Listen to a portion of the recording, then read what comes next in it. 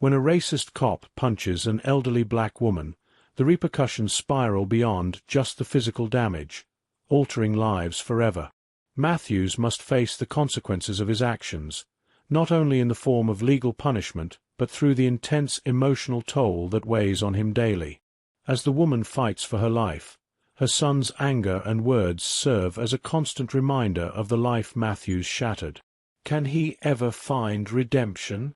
Or will he remain haunted by his past forever? Like, if you believe in second chances, share with someone who needs to hear this story, and subscribe for more impactful stories like this. Officer Derek Matthews finished his shift, the familiar weight of his uniform hanging on him as he made his way to his patrol car. He'd seen a lot during his time on the force, but nothing ever quite like this. It was a quiet evening, the streets mostly empty save for a few people milling about. Among them was a frail, elderly woman slowly walking down the sidewalk.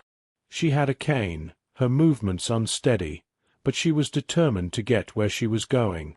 Officer Matthews, as he approached, didn't think much of her at first. He had seen people like her before, just part of the backdrop of city life.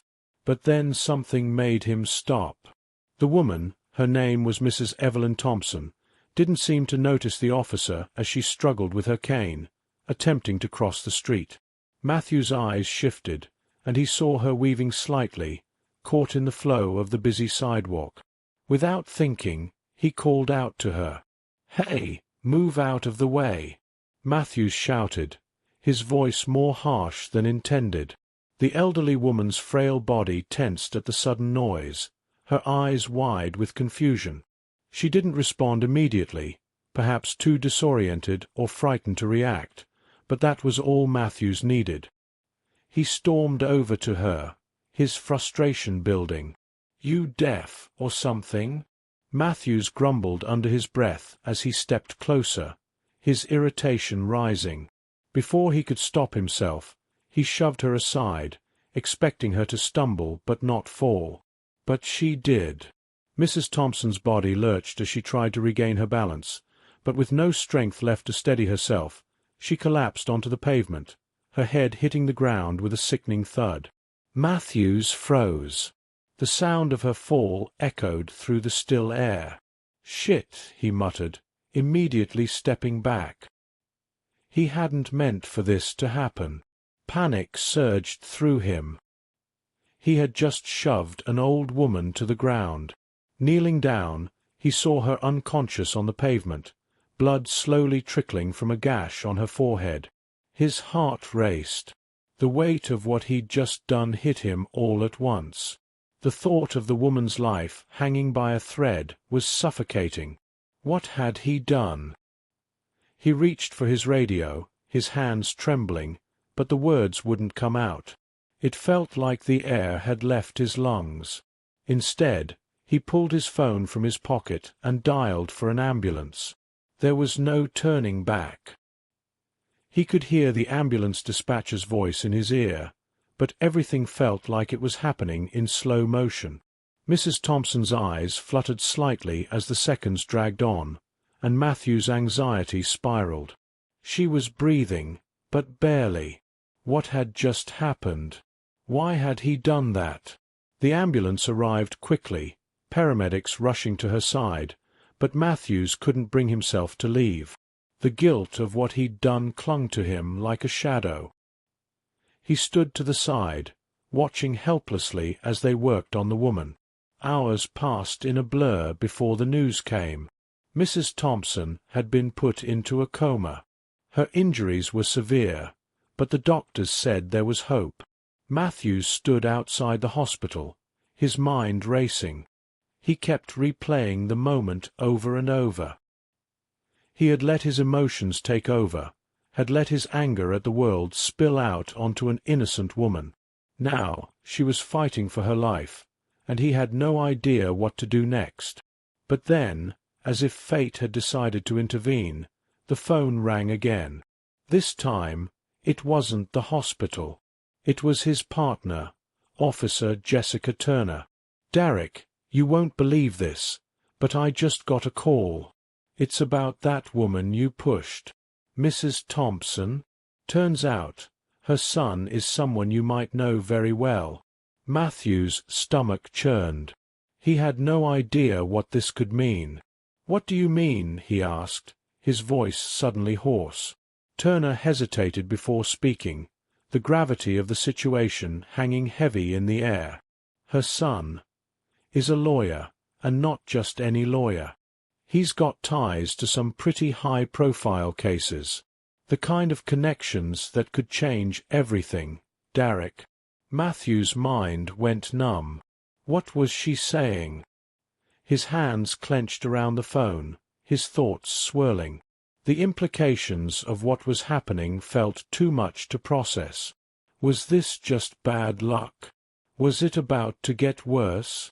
The reality was hitting him hard now, and he knew there was no way out. The woman he had hurt, the mother he had sent to the hospital, was the mother of someone powerful, someone who could make sure this didn't go unnoticed. He wasn't sure what he expected next, but it was clear this wasn't going to just fade away. Mrs. Thompson's son wasn't someone who would forgive or forget easily, and as much as Matthews wanted to make everything right, the consequences of his actions were already set in motion, and he was left to face them head-on. Matthews stood there, the cold hospital hallway stretching before him, his mind whirling. Her son was important. He didn't know the details yet, but the way Turner had spoken, he knew it was big. He didn't have time to wait for the full story. His hands shook slightly as he dialed Turner back. "What's his name? Who is he?" Matthews asked, his voice tight, every word heavy with fear. Turner didn't hesitate. "Jordan Thompson. High-profile defense attorney. He's been involved in some pretty big cases, Derek. The kind that make headlines. This is bad." A knot tightened in Matthew's stomach. He wanted to argue, to say that he didn't deserve the situation, but there was no room for excuses now. He had made a choice, a terrible one, and now he had to face whatever consequences were coming. He hung up the phone, the weight of everything sinking in. As the hours ticked by, Matthews couldn't sit still. He walked in circles in his apartment, the walls closing in on him. He had pushed a frail woman to the ground, and now the world was about to find out who she was. The guilt pressed in harder with every passing second. The next morning, the news broke. It was everywhere. The headlines screamed about the police officer who attacked an elderly woman, about the controversy surrounding Matthews and his actions. They weren't giving any details yet, but the speculation was enough to send Matthews into a spiral. He barely slept the night before, now feeling the weight of being under the spotlight. And then came the phone call that would change everything. It was Jordan Thompson. The man on the other end of the line sounded calm, but Matthews could hear the undercurrent of anger in his voice. There was no sympathy, no kindness in the tone. Just cold, calculating words. "You hurt my mother, Officer Matthews," Jordan said, his voice clipped. "And I'll make sure the whole world knows. You'll pay for what you did." Matthews didn't know how to respond. He opened his mouth, but the words didn't come. What could he possibly say to a son who was clearly devastated by what had happened? He had taken his anger out on an innocent woman, and now the consequences were catching up with him. "I didn't mean for this to happen," Matthews finally said, his voice low. "I wasn't thinking. It was a mistake." Jordan's voice cut through the air like a knife. "A mistake? My mother's in a coma because of you. Do you have any idea what that feels like? To be so helpless, to watch the person you love be hurt, and then have to deal with a system that wants to protect you." Matthews swallowed hard. He could hear the pain in Jordan's words, the hurt of a son fighting for his mother. There was no excuse for what he had done. He had tried to justify it, to brush it off as just another mistake. But now, standing in the face of a son who was demanding justice, Matthews couldn't pretend any longer. "I'll do whatever it takes to make it right," Matthews said, his voice barely above a whisper. "I'll take responsibility for my actions. Please don't let her suffer." The line went silent for a moment, and Matthews could feel his heart pounding in his chest. He had no idea what Jordan would do next. But he was scared. Scared of losing everything: his job, his reputation, his freedom. And most of all, he was scared that he might have just ruined someone's life beyond repair. "I'll make sure you pay for this," Jordan finally said. "You'll regret what you've done." Matthews didn't respond. There was nothing left to say. Over the next few days, the situation escalated. News outlets began picking up the story, interviewing people who had witnessed the incident, sharing footage from security cameras. People started to turn against Matthews, calling for his resignation, demanding accountability for his actions. The police department was under intense scrutiny, and Matthews was placed on administrative leave as investigations into the incident began. He had always thought of himself as a good cop, someone who followed the rules, someone who protected and served. But now, those same rules seemed distant, unreal. How had he gone from protecting people to being the very thing he swore to fight against? Jordan Thompson didn't back down. He filed a lawsuit, demanding full accountability for what Matthews had done. The court of public opinion was already against Matthews, and the legal battle was about to get ugly. The pressure was immense. His phone rang constantly, people wanting to know his side, wanting him to explain himself, wanting to know how he could have done something so cruel. He couldn't explain it. He had no answers. But then came the call that Matthews never expected. It was a message from his supervisor at the department. "Pack your things, Matthews. It's time to clear out. They've made their decision." Matthews' stomach dropped. He didn't even know what to say. He couldn't blame them. He had screwed up, big time. He had put everything at risk for a moment of poor judgment, and now his career was over. He walked into his supervisor's office, his head down, his heart heavy with the weight of it all. The room was tense, and he could feel the judgment in the air. His supervisor barely looked up from his desk as he handed Matthews the papers. "We're letting you go," the supervisor said simply. "This is bigger than you, Matthews. You've crossed a line." Matthews nodded silently, his throat tight. He didn't argue. There was nothing left to argue. The rest of the day felt like a blur. He packed his things, cleaned out his desk, and left the building for the last time. His career was over, his future uncertain, and all he could think about was how one rash decision had ruined his life. In the days that followed, Matthews tried to piece together what had happened. He tried to make sense of it all, but the truth was hard to swallow. He had hurt someone, and no amount of apologies, no amount of remorse, could change what he had done. Mrs. Thompson would never be the same, and he would never be able to escape the consequences of his actions. But as Matthews walked away from the department, he understood one thing more than anything else. Some actions don't have a simple fix. Some mistakes can't be undone. And no matter how much you regret them, the damage is already done. The days that followed were a blur of legal proceedings, media attention, and the overwhelming weight of everything Matthews had lost. His phone never stopped ringing, and every time he heard it buzz, his stomach tightened. He had spent years in law enforcement, thinking he was doing good, but now it felt like all that was gone in an instant. He couldn't stop thinking about Mrs. Thompson, about the look in her eyes when she fell, and how everything changed in that moment. He sat alone in his small apartment, staring at the blank TV screen, trying to escape the constant noise of the world outside. It was as though everything had turned against him. His career, his reputation, and even the people who once trusted him. One evening, as Matthews sat there, staring into space, his phone rang again. He looked at the caller ID and saw it was his lawyer. His heart skipped a beat. The lawyer had been handling the lawsuit, and Matthews knew things weren't looking good.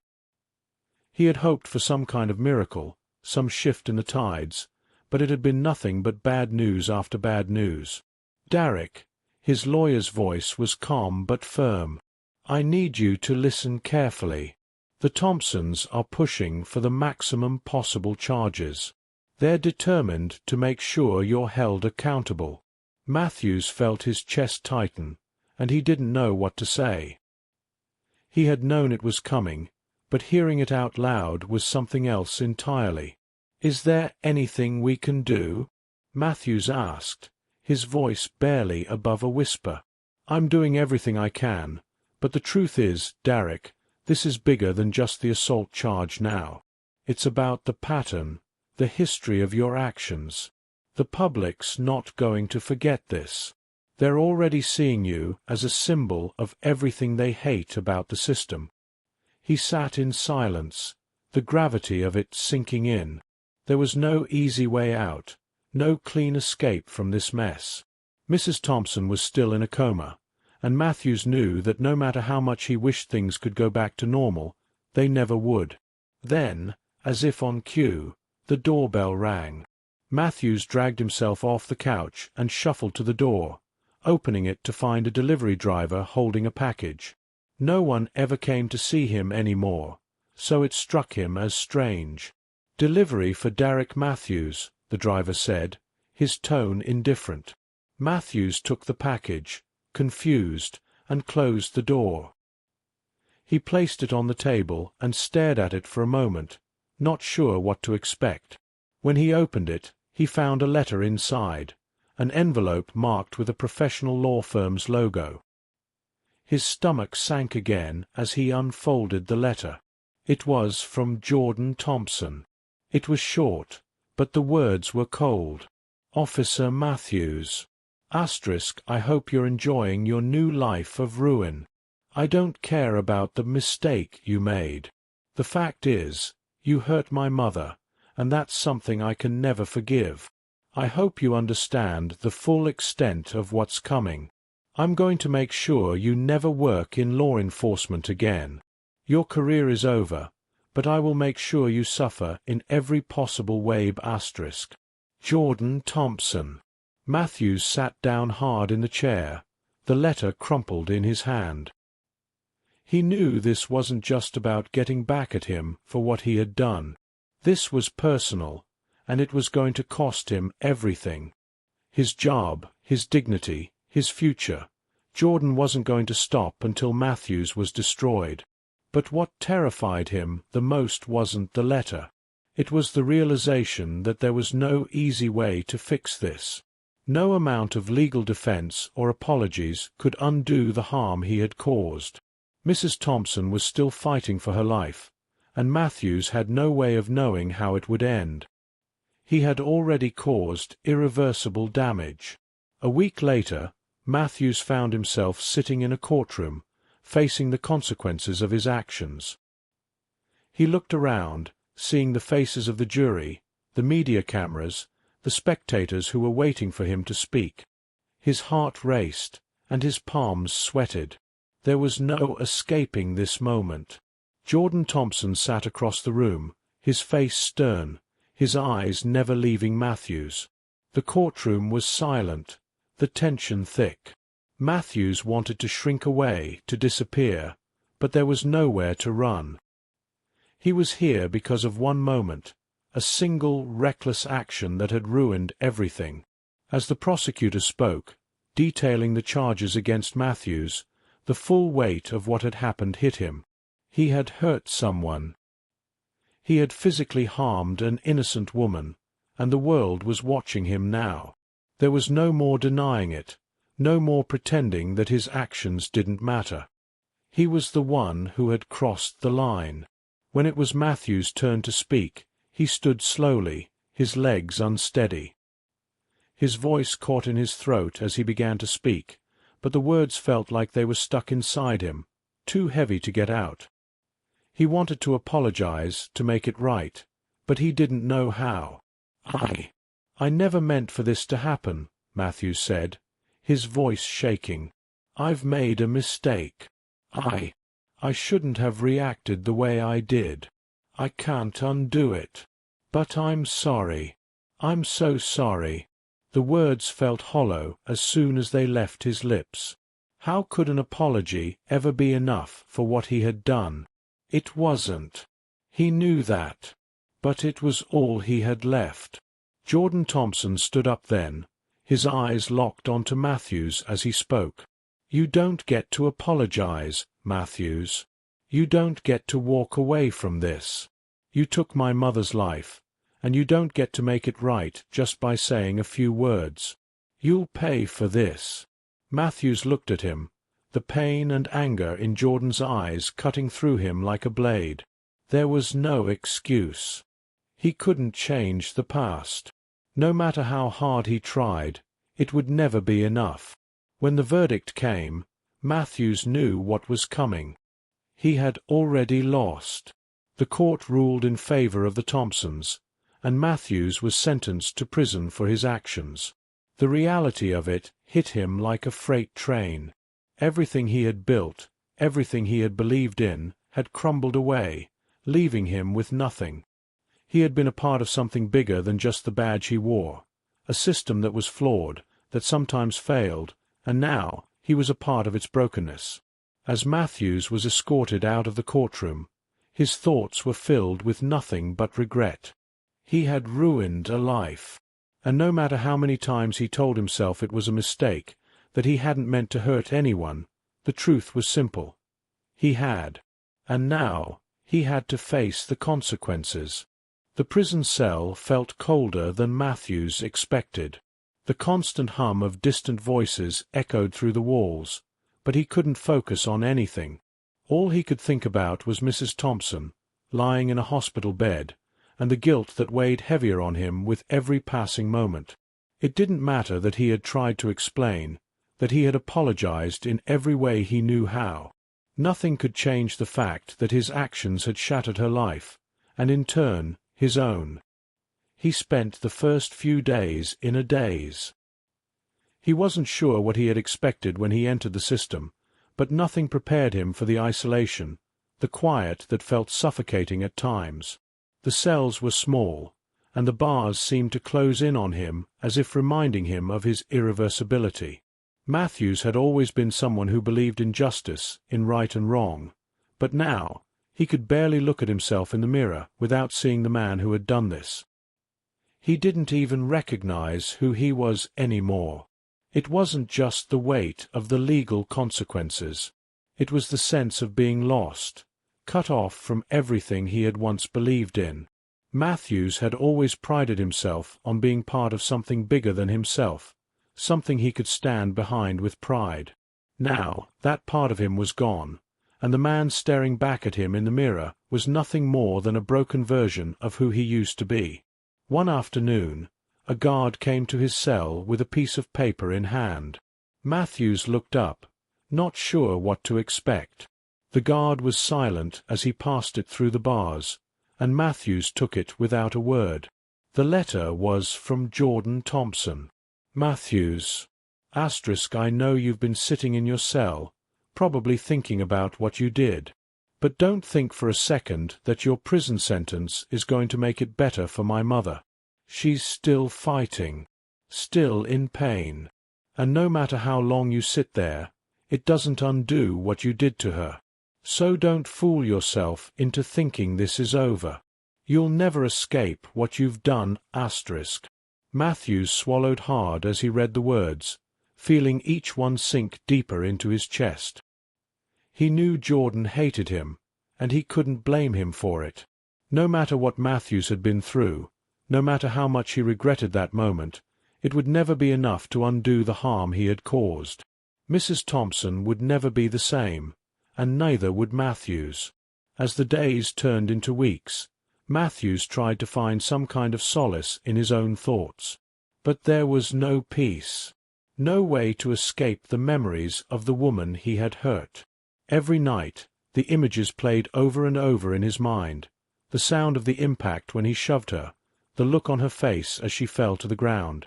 It haunted him every time he closed his eyes. The weight of everything didn't just live inside the prison walls. It was there in his mind, constantly pushing him to confront the consequences of his actions. There were no distractions here, no way to bury the truth. And the truth was that Matthews had failed. He had failed as an officer, as a man, and most of all, as a human being. The worst part was that, deep down, Matthews knew that even when his sentence was over, he would never truly escape what he had done. He would never be able to walk away from this unscathed. No matter how much he tried to make things right, there would always be a scar, on him, on Mrs. Thompson, and on everyone else involved in the aftermath of his reckless actions. Months passed, and Matthews tried his best to keep his head down, to avoid conflict in prison. But it wasn't easy.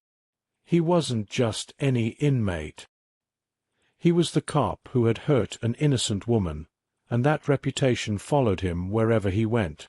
It wasn't long before he started to notice the way other prisoners looked at him, how their eyes narrowed, their whispers growing louder when he passed by. He wasn't just the guy who made a mistake. He was the cop who abused his power. The label followed him like a shadow, and there was no escaping it. One evening, after a particularly harsh confrontation with another inmate, Matthews found himself alone in the yard, his fists clenched in frustration. He could feel the anger bubbling inside him, the frustration with his life, with everything that had led to this point. He didn't want to feel this way anymore. He didn't want to feel like a failure. But the truth was, he had nowhere to turn. There was no redemption here. Just endless days of regret, of looking back on everything he had lost. That night, he sat on the edge of his bunk, staring at the floor. It wasn't a grand realization, but it was something he had been avoiding for a long time. He couldn't change what had happened. No matter how much he wished it, the past was unchangeable. But that didn't mean he had to stop trying to become better. There would never be a way to undo the hurt he had caused, but maybe, just maybe, he could find a way to live with it. He could accept the consequences of his actions, take responsibility, and work toward being a better person, even if it meant that his life would never be the same again. Matthews wasn't sure where this new sense of resolve had come from. Maybe it was a coping mechanism, a way to survive the guilt that gnawed at him every day. Or maybe it was just the realization that the world wasn't going to wait for him to fix everything. But whatever it was, he knew that he had to start somewhere. He couldn't change the past, but he could shape what came next. He would never be able to make things right with Mrs. Thompson. That much he knew. But he could at least try to live with the knowledge that he had done what he could, that he had faced the consequences of his actions head-on. The rest, he would have to leave to time. He wasn't sure if he could ever forgive himself, but he had to try. Even if it took the rest of his life, Matthews understood now that redemption didn't come from fixing the past. It came from facing the present with the understanding of what you had done and choosing to move forward, no matter how difficult that path might be. It wasn't about erasing the past. It was about learning to live with it. Months turned into a year, and Matthews slowly began to adjust to life behind bars. He spent most of his time in solitude, keeping to himself, as he'd always done when the weight of the world felt too heavy. But the burden never fully lifted. It stayed with him, just like it would stay with Mrs. Thompson for the rest of her life. He hadn't forgotten her or her son's words, those words that haunted him every night as he lay in the dim light of his cell. He had tried to make sense of it all, tried to piece together where everything had gone wrong. There were days when he could almost trick himself into thinking he was doing okay. But then, out of nowhere, the guilt would wash over him, and he would be back to square one. One morning, as Matthews sat in the small common area of the prison, a letter was slid under his door. The guards didn't say anything, but he knew what it was. He hadn't received many letters since entering the prison, and most of the ones he had were from lawyers, family, or those offering him no sympathy. He didn't even need to open it to know it was from Jordan Thompson. He slowly unfolded the letter, already feeling the dread settle in. Jordan's words were sharp, cutting into him without mercy. I hope you're still thinking about my mother, Matthews. Because she's still fighting. She's still in pain. And so are we. You didn't just break her. You broke all of us. Matthews stared at the letter, his hands trembling. It wasn't just the words that stung. It was the realization that no matter what he did, no matter how much time passed, Jordan's anger would always remain. He had hurt someone in the most unimaginable way, and there was no coming back from it. Jordan wasn't looking for redemption or forgiveness. He was just looking for justice. And Matthews knew that it wasn't over, at least not for him. That same day, Matthews found himself staring out the small window of his cell. The world outside seemed so far away now. He used to be a part of that world, standing for something, believing in something. But now, everything had changed. He had become the very thing he once swore to protect people from. The sound of a guard approaching pulled him out of his thoughts. Matthews quickly wiped his face, trying to compose himself before the door was opened. The guard stood there for a moment, his expression unreadable, before handing Matthews a new piece of paper. "This is for you. Someone's waiting for you." "Who?" Matthews asked, his voice barely audible. "You'll find out," the guard replied curtly, before walking away. Matthews looked down at the letter, his stomach tight with anticipation. He opened it slowly, hoping for something, anything, that might make him feel like he hadn't completely lost it all. The letter was simple. It wasn't from Jordan. It wasn't even from anyone he knew. It was from Mrs. Thompson. She wasn't well enough to write it herself, but her son had written it on her behalf. "I know you're serving time for what you did to me, but I want you to know that I'm not asking for you to be punished more than you already have been. I know you regret what you did. I don't expect you to fix everything. What I do expect is that you change, that you never forget that moment, that you never forget what it means to hurt someone, and that you never forget how it feels to be broken." For a long time, Matthews just stared at the letter, not knowing what to do with it. He couldn't help but wonder if she had written this out of some sense of duty, or perhaps out of a desire to let him off the hook. But it didn't matter what her motivation was. What mattered was that she had extended this kindness, this understanding, even in the face of everything he had done. The tears that followed were slow and uncontrollable. He wasn't sure why he cried. Maybe it was because he had never expected forgiveness, never expected her to acknowledge his remorse. Maybe it was because he realized that, despite everything, someone still saw him as human. And in that moment, that feeling of being seen, even just a little bit, meant more to him than anything else.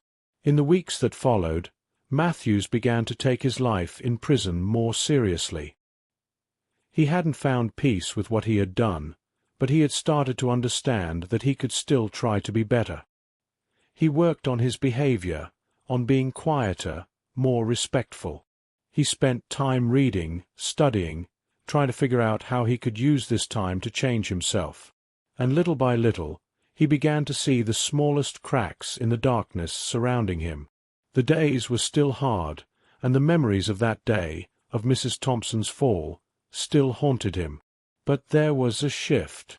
Matthews stopped fighting against the reality of his situation, stopped pretending like he could wish away the past.